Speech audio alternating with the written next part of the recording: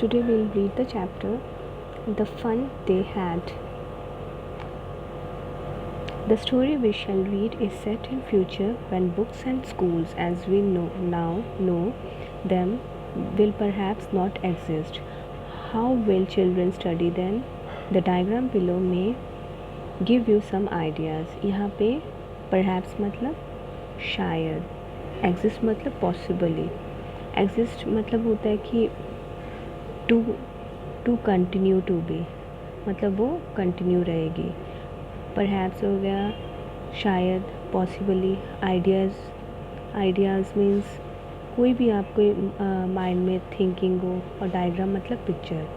तो यहाँ पे हमारे जो राइटर हैं वो कह रहे हैं कि जिस कहानी को हम यहाँ पर पढ़ेंगे उसे भविष्य आने वाले समय के लिए लिखा गया है, जब किताबें और विद्यालय जिन्हें हम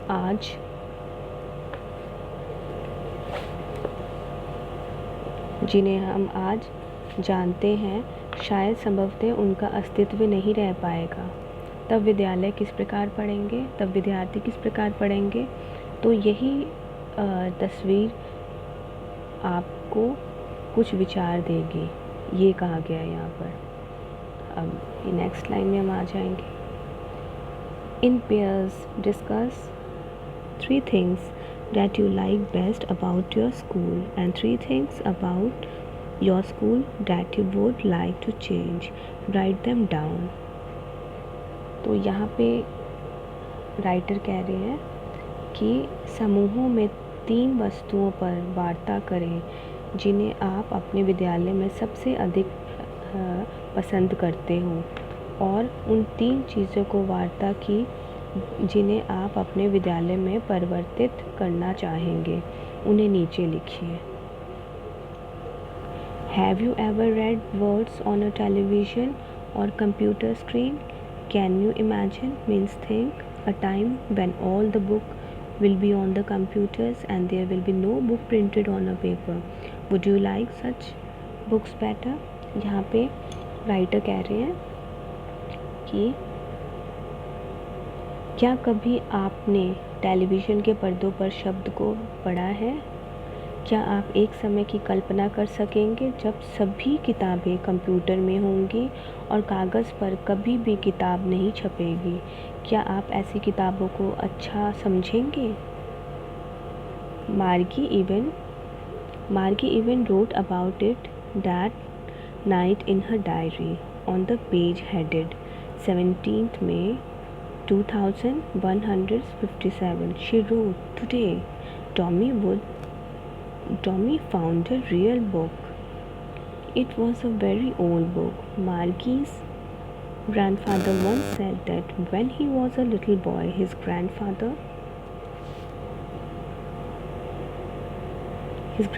told him that there was a time when all stories were printed on paper." सो यहाँ पे हमें ऑथर कह रहे हैं कि मार्गी ने इस विषय में उस रात अपनी डायरी में भी लिखा. उसने पृष्ठ पर शीर्षक 17 में 2157 देते हुए उसने लिखा कि आज टॉमी को एक वास्तविक किताब मिली.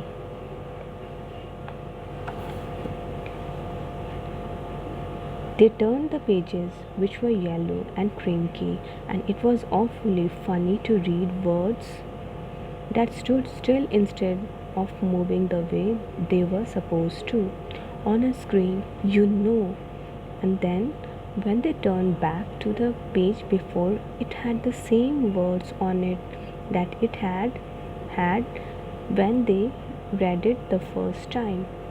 Crinky means with many folds, झुर्रियाँ पड़ी हुई. Awfully means strangely, अद्भुत रूप से. यहाँ पे राइटर कह रहे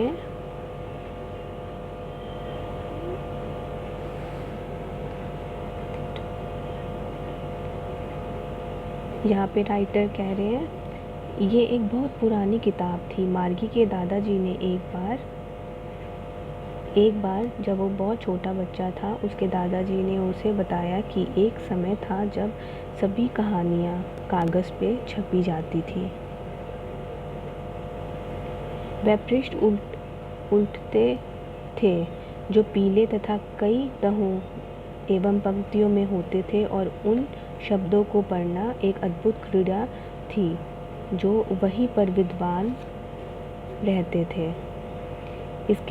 इसके बजाय कि वह इस प्रकार चले हिले कि वो एक पर्दे पर उनके हिलते की कल्पना की जाती थी, आप जानते हैं। और फिर भी जब वह पहले पृष्ठ पर वापस जाते तो उस पर वही शब्द होते थे जो इस पर थे जब उन्होंने पहली बार उन्हें पढ़ा था।